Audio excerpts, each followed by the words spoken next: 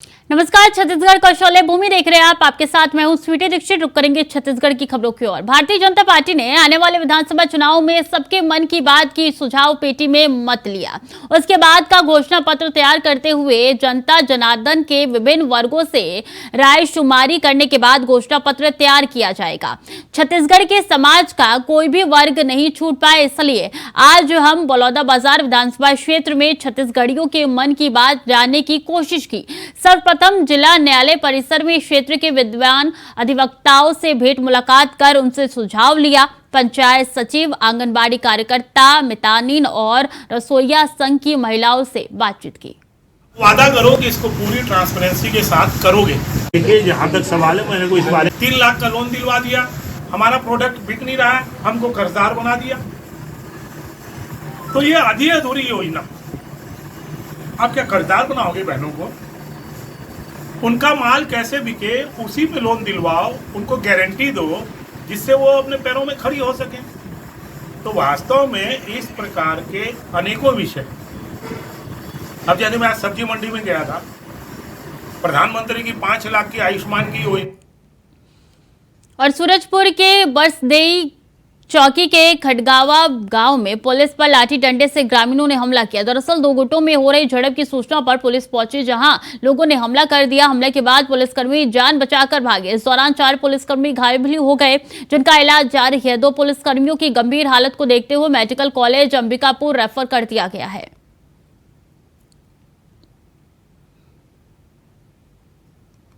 तो ग्रामीणों ने किया हमला। बता दें कि सूरजपुर की पूरी घटना है, जिसके चलते झड़प की सूचना पर पुलिस पहुंची थी और ऐसे में ग्रामीणों ने हमला किया था। 2 समुदाय के बीच में ये झड़प चल रही थी। पुलिस पर लाठी डंडे से हमला किया गया था। इस दौरान जब पुलिस बीच बचाव करने गई तो उनके ऊपर भी लाठी डंडे से ग्रामीणों ने हमला कर दिया था।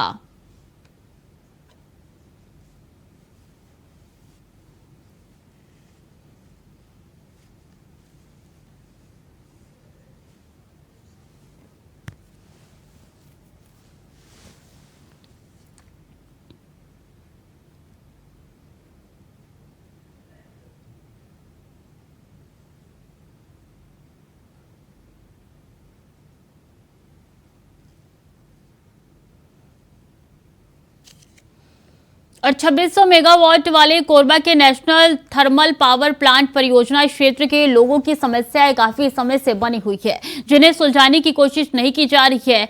चारपारा क्षेत्र के लोगों की जमीन लगभग 40 साल पहले एनटीपीसी के लिए ली गई थी और तब से मुआवजा और रोजगार की समस्या कायम है। लगातार पत्राचार, धरना प्रदर्शन और दूसरे तरीके अपनाने के बाद भी समस्या का कोई समाधान न होने पर विस्थापित तंग आ चुके हैं और इसी को लेकर जन दर्शन में पहुंचे विस्थापित प्रदर्शनकारियों के लोगों ने अपने शरीर पर केरोसिन डाल लिया। ये लोग एनटीपीसी और प्रशासन के लच्चर रवैया से परेशान है। बता दें कि पुलिस ने इन लोगों को समझाया और सभी प्रदर्शनकारियों को तहसील कार्यालय लेके गई।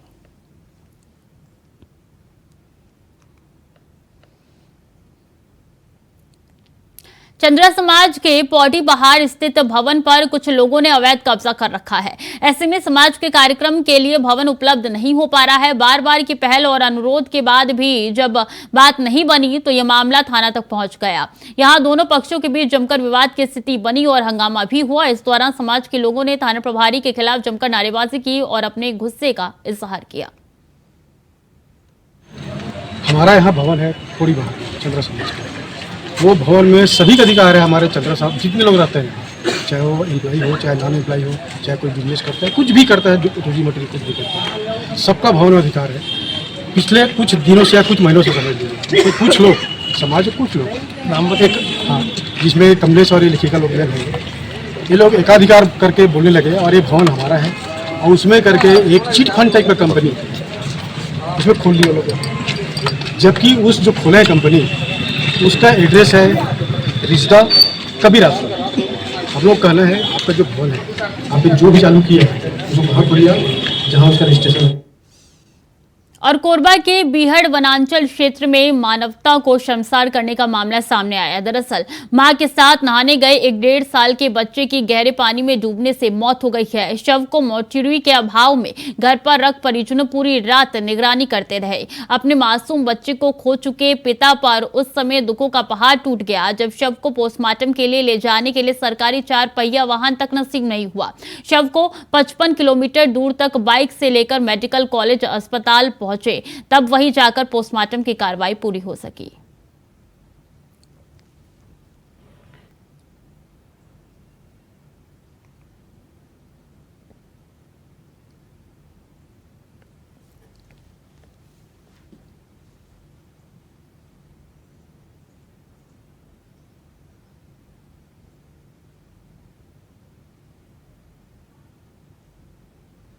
कांकेर जिले के दूर नक्सल प्रभावित क्षेत्र गोंडाहुर में भाभी ने अपनी 2 देवरों के साथ मिलकर एक युवक को मौत के घाट उतार दिया। घटना के पीछे अवैध संबंध की बात सामने आ रही है। पुलिस ने आरोपी दोनों देवरों को गिरफ्तार कर लिया है। वहीं फरार महिला की तलाश जारी है। बता दें कि 11 अगस्त को गोंडाहुर के रहने वाले नकुल पांडे ने अपने बेटे नवदीप पांडे की गुमशुदगी की रिपोर्ट दर्ज कराई थी। पुलिस मामला दर्ज कर युवक की तलाश में जुटी थी, जिसके बाद उसकी लाश एक खेत में बहुत बुरी हालत में मिली थी।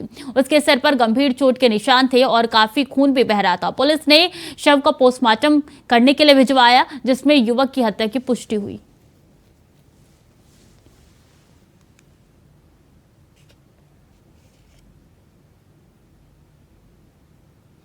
तो 2 देवरों के साथ मिलकर भाभी ने मर्डर कर दिया है और ऐसे में बता दें कि दोनों देवर को गिरफ्तार कर लिया गया है। मामला तब उजागर हुआ जब एक पिता ने अपने जवान बेटी की कंप्लेन जो है, गुमशुदगी की रिपोर्ट जो है वो पुलिस थाने में दर्ज कराई। उसके बाद पुलिस ने तहकीकात शुरू की, जिसके बाद पुलिस को एक शव मिला और जब पहचान कराई गई ये उसी शख्स का शव था जिसकी रिपोर्ट उसके पिता ने दर्ज कराई थी। और इसके बाद सर पे चोट लगा हुआ था, जिसके कारण खून से लथपथ शव था और उसके बाद पोस्टमार्टम के लिए पुलिस ने भेजा, तभी ये जानकारी निकल के सामने आई कि हत्या हुई है।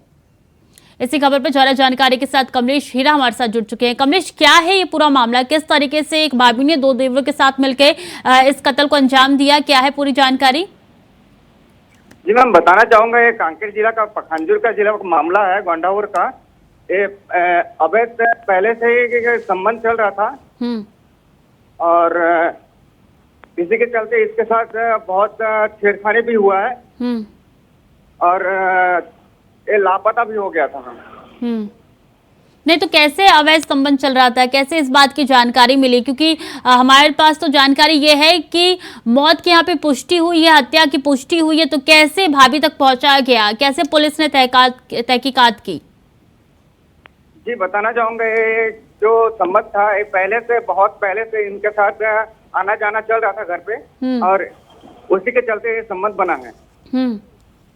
फिर उसके बाद ये संबंध से उसके बाद भाभी ने उसके बाद जो रिपोर्ट दर्ज कराई थी उसके बाद इनको पकड़ा गया है। तो भाभी ने अपने दोनों देवरों को मनाया कैसे ये हत्या करने के लिए, कमलेश? भाभी को ये मनाया था,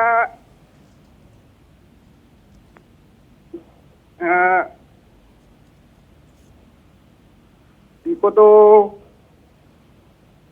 पुलिस ने क्या कहा है? पुलिस ने कार्रवाई करने का बताया है। तो क्या जेल में है तीनों इस वक्त? इनको तो अभी कस्टडी में लिया गया है। हाँ। और इनके नाम पे कार्रवाई का बात बोला है। तो जो भाभी के भैया है उनका कोई बयान निकल के सामने आया? अभी तक तो कोई सामने नहीं आया। तो किस धारा के खिलाफ इनके खिलाफ केस दर्ज हुआ है, किस धारा के तहत? अभी तक तो कुछ धारा अभी तक तो नहीं लगा है। अभी तक चल रहा है मैम। तो कितने सालों से अवैध संबंध चलाए जा रहे थे? 6-7 महीने से अवैध संबंध चल रहा था मैम। उसके बाद से क्या उस शख्स ने ब्लैकमेल करना शुरू किया भाभी को? जी। तो फिर कैसे एक दिन पूरी प्लानिंग की गई, कैसे इस पूरी प्लानिंग को अंजाम दिया गया, कैसे मौत के घाट उतारा गया, जानकारी दीजिए। इसके बाद जो इनको धर दबोच के इनको उसके बाद पकड़ के इनको मौत के घाट उतारा गया तो क्या किसी घर में इसको अंजाम दिया गया है या बाहर? है। घर में ही अंजाम दिया गया मैम। तब घर में कोई मौजूद नहीं था दोनों देवर और भाभी के अलावा, कमलेश? नहीं। और क्या कुछ जानकारी है आपके पास इससे जुड़ी हुई? पिता का क्या कहना है जिस बेटे की हत्या हुई है? इसके बावजूद और कोई जानकारी नहीं है। बहुत बहुत धन्यवाद आपका तमाम जानकारी के लिए कमलेश।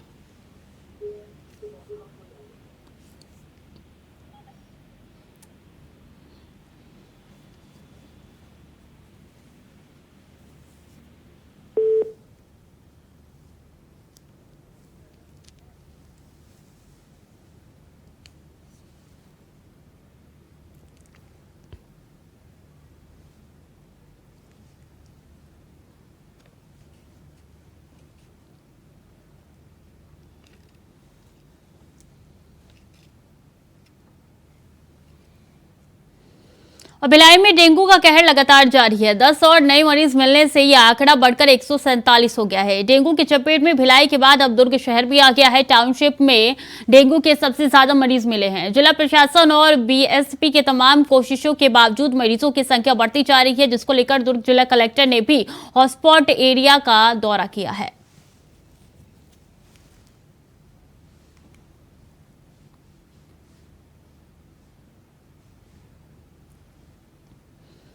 और बीजेपी सांसद सरोज पांडे ने पीसीसी के अध्यक्ष दीपक बैज को बच्चा कहा था। इस पर पलटवार करते हुए सीएम भूपेश बघेल ने कहा है कि सीएम का ये बयान आया है, सरोज पांडे की अभी तक शादी नहीं हुई है। सीएम के इस बयान पर बीजेपी नाराज है और भूपेश बघेल पर हमला बोल रही है। ये रिपोर्ट देखिए। छत्तीसगढ़ में चुनाव से पहले सियासत जोरों पर दिखाई दे रही है। बीजेपी और कांग्रेस एक दूसरे पर ऐसे बयान दे रही है जो चर्चाओं का विषय बने हुए हैं। कुछ बयानों से सूबे की सियासत का माहौल चरम पर है।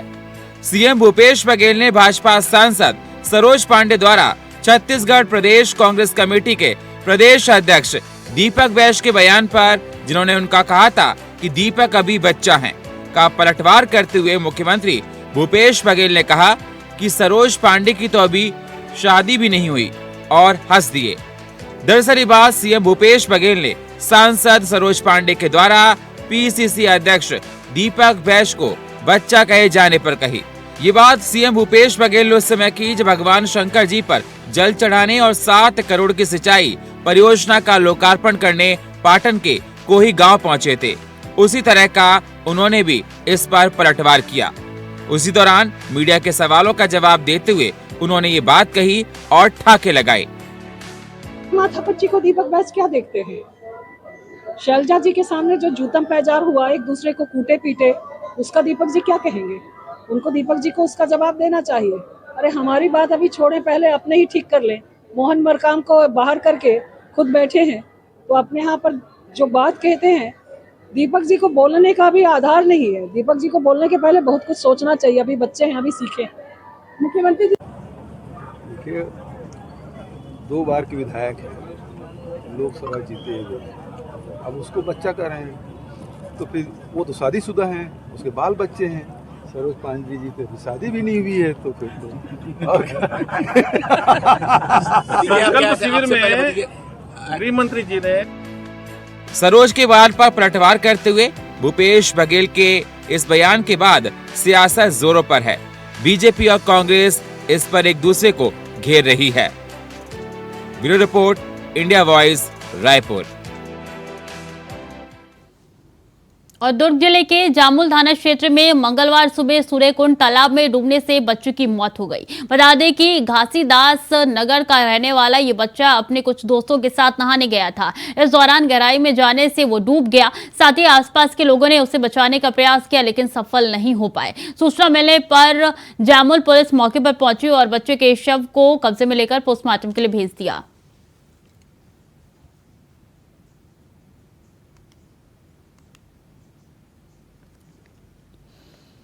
छत्तीसगढ़ में विधानसभा 2023 चुनाव जैसे जैसे नजदीक आ रही है, वैसे वैसे विधानसभा प्रत्याशियों की दावेदारी भी देखने लगी है। इसी कड़ी में लुंड्रा विधानसभा से जिला पंचायत अध्यक्ष मधु सिंह काफी संख्या में समर्थकों के साथ टिकट की मांग को लेकर प्रदेश के उप मुख्यमंत्री निवास पहुंचे। दरअसल लुंड्रा विधानसभा क्षेत्र में बीजेपी ने अपने प्रत्याशी के तौर पर प्रबोध मिंज को उतार दिया है, तो वहीं इधर कांग्रेस ने अपने प्रत्याशी की घोषणा नहीं की है, लेकिन मौजूदा समय में कांग्रेस से विधायक डॉक्टर प्रीतम राम है और इसी को देखते हुए लुंड्रा विधानसभा क्षेत्र से काफी संख्या में पहुंची महिलाओं ने उप मुख्यमंत्री टीएस सिंहदेव से उनके निवास में मुलाकात की। जिला पंचायत अध्यक्ष को लुंड्रा विधानसभा से टिकट दिए जाने की मांग की।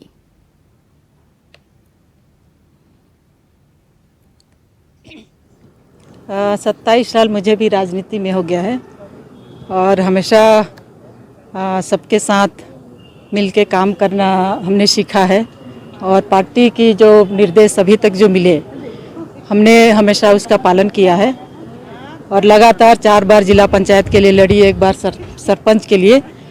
तो ये बात आई कि महिलाओं की तरफ से कि आप क्यों ना एक बार ट्राई करिए, महिलाओं को एक बार टिकट मिलना चाहिए। तो ये सारे लोग ने मुझे फोर्स किया, तो आज सारे लोग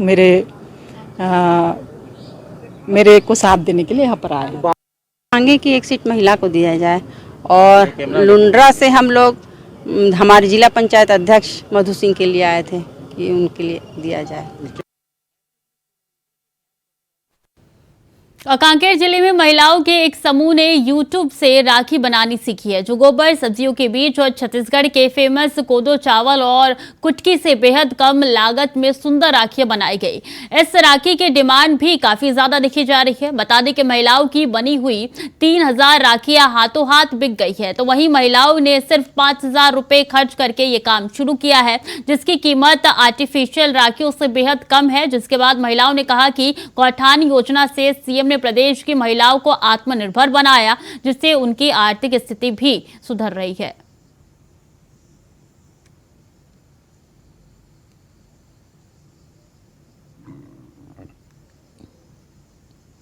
भाई बहन के सबसे पवित्र त्योहार रक्षाबंधन पर विश्व हिंदू परिषद की सहायक संगठन मातृशक्ति और दुर्गा वाहिनी की माताओं और बहनों ने प्रतिवर्ष की तरह इस वर्ष भी रत जिले के तेज तरार पुलिस अधीक्षक दीपक झा समेत सभी पुलिस भाइयों को तिलक लगाकर मुंह मीठा करा के रक्षा सूत्र बांधा और आशीर्वाद लिया। तो वहीं पुलिस अधीक्षक दीपक कुमार झा ने महिला सशक्तिकरण और उत्पीड़न पर प्रभावशाली ढंग से कार्य किए हैं, जिससे महिलाओं में काफी उत्साह देखा गया है। तो वहीं महिलाओं ने पुलिस वालों के परिवार की खुशहाली दीर्घ जीवन के लिए भगवान से प्रार्थना के साथ ही सड़क दुर्घटना, नशे और जुए के कारोबार पर पूर्णतः रोक लग महिलाओं ने जिले के वासियों के लिए खुशहाली और सुरक्षा का वर भी मांगा।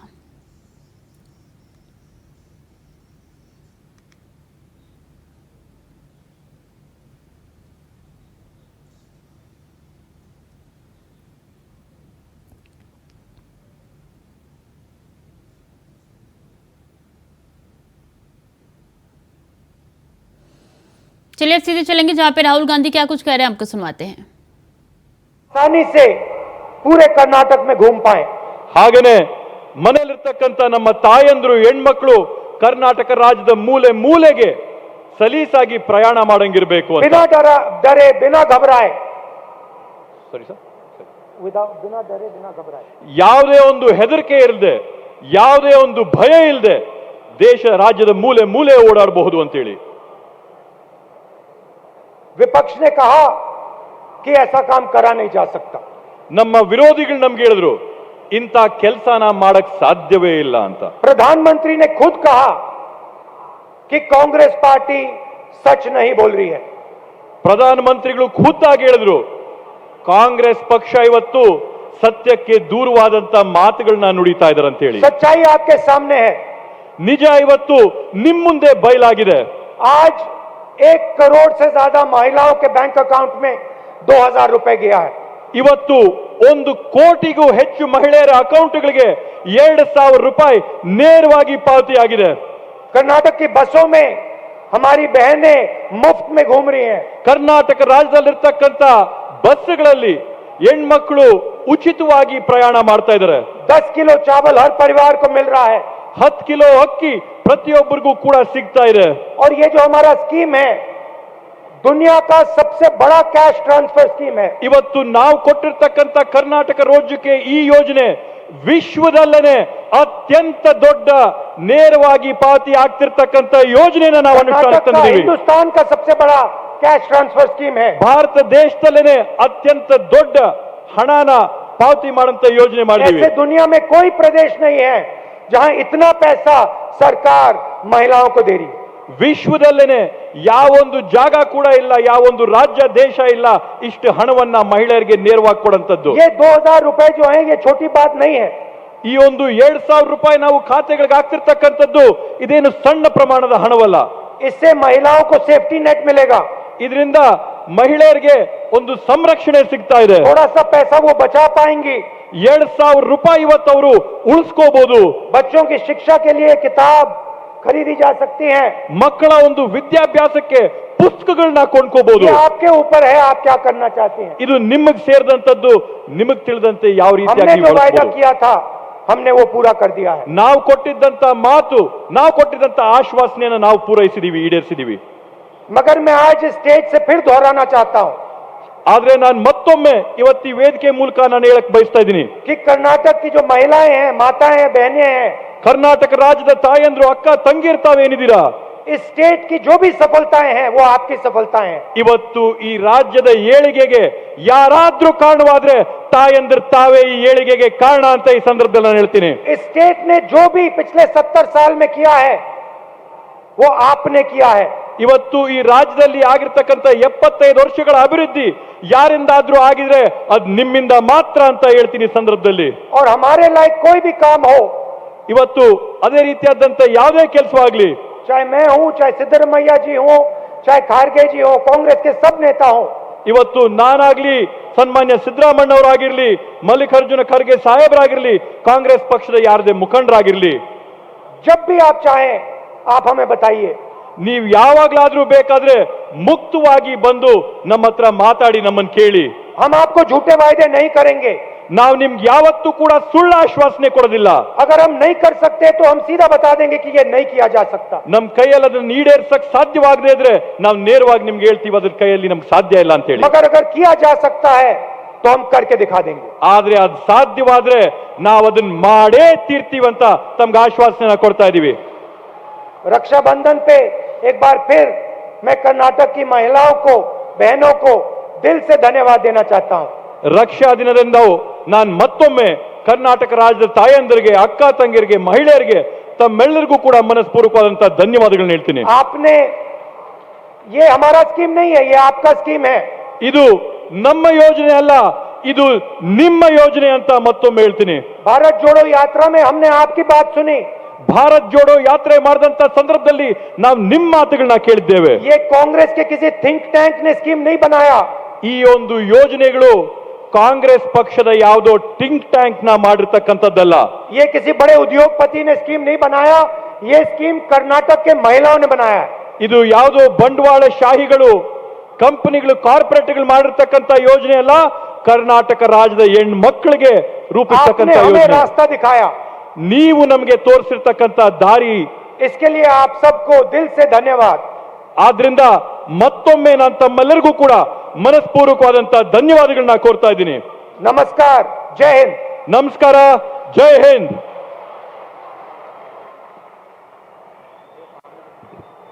ಯುವ ನಾಯಕರು, ಭಾರತ ದೇಶದ ವಿಶ್ವಾಸದ ಭವಿಷ್ಯದ ನಾಯಕರು ಆದಂಥ ರಾಹುಲ್ ಗಾಂಧೀಜಿ ಅವರಿಗೆ ಧನ್ಯವಾದವನ್ನು ಹೇಳ್ತಾ, ಈಗ ಗೃಹಲಕ್ಷ್ಮಿಯ ಏನು ಫಲಾನುಭವಿಗಳಿದ್ದಾರೆ ಅವರೆಲ್ಲರಿಗೂ ಕೂಡ 1,11,00,000 ಫಲಾನುಭವಿಗಳಿಗೆ ಇಲಾಖೆಯ ವತಿಯಿಂದ ಡಿಜಿಟಲ್ ಕಾರ್ಡನ್ನು ನಾವು ಮಾಡಿಸಿದ್ದೀವಿ. ಆ ಡಿಜಿಟಲ್ ಕಾರ್ಡನ್ನು ಸಾಂಕೇತಿಕವಾಗಿ ಈ ಸ್ಟೇಜ್ ಮೇಲೆ ಮಾನ್ಯ ಮುಖ್ಯಮಂತ್ರಿಗಳು, ಉಪಮುಖ್ಯಮಂತ್ರಿಗಳು, ನಮ್ಮ ಅಧ್ಯಕ್ಷರಾದಂಥ ಖರ್ಗೆ ಸಾಹೇಬರು ಮತ್ತು ರಾಹುಲ್ ಗಾಂಧಿ ಅವರು ಫಲಾನುಭವಿಗಳಿಗೆ ಡಿಜಿಟಲ್ ಕಾರ್ಡನ್ನು ಕೊಡೋದ್ರ ಮುಖಾಂತರ ಆ ಒಂದು QR ಕೋಡ್ ಇರುತ್ತೆ ಅದರಲ್ಲಿ, ಕಾರ್ಡ್ನಲ್ಲಿ ಆ QR ಕೋಡ್ನ ಸ್ಕ್ಯಾನ್ ಮಾಡಿದ್ರೆ ನಮ್ಮ ಸರ್ಕಾರದ ಸಾಧನೆಗಳು ಮತ್ತು ಕಾರ್ಯಕ್ರಮದ ಬಗ್ಗೆ ತಾವು ನೋಡಬಹುದು. ಈ ಒಂದು ಡಿಜಿಟಲ್ ಕಾರ್ಡ್ನ ವಿತರಣೆಯನ್ನ ಈಗ ಮಾಡ್ತಾ ಇದ್ದೀವಿ. ಫಲಾನುಭವಿಗಳ ಹೆಸರು ಇಂತಿದೆ: ದೊಡ್ಡ ಮಹದೇವಮ್ಮ ಹುಳಿಮಾವು ನಂಜನಗೂಡು. ಹಾಗೆಯೇ ಶೋಭಾ ರಾಣಿ ಕೊಂ ಶ್ರೀನಿವಾಸ್ ಮೈಸೂರು. ಮೊಹಸಿನ್ ತಾಜ್ ಗೌಸಿಯಾ ನಗರ ಮೈಸೂರು. ಆಶಾ ಎಂ ವಿದ್ಯಾರಣ್ಯಪುರ ಮೈಸೂರು. ಅನಿತಾ ಎಸ್ವಿ ಮರೇನಹುಂಡಿ ಮೈಸೂರು. ಬನಶಂಕರಿ ಮೈಸೂರು. ಭಾಗ್ಯ ಕ್ಯಾತಮಾರನಹಳ್ಳಿ ಮೈಸೂರು. ಅಶ್ವಿನಿ ಅವರು ಮೇಟಗಳ್ಳಿ ಮೈಸೂರು. पुष्पलता. तो मैसूर में थे राहुल गांधी और राहुल गांधी ने वहां पे गृह लक्ष्मी योजना का शुभारंभ किया। बता दें कि घोषणा पत्र में इसके शुभारंभ करने की बात उन्होंने कही थी। इसके तहत हर महिलाओं के खाते में 2000 रुपए डाले जाएंगे। फिलहाल के लिए बुलेटिन में इतना ही। खबरें लगातार जारी है, देखते रहिए इंडिया वॉइस।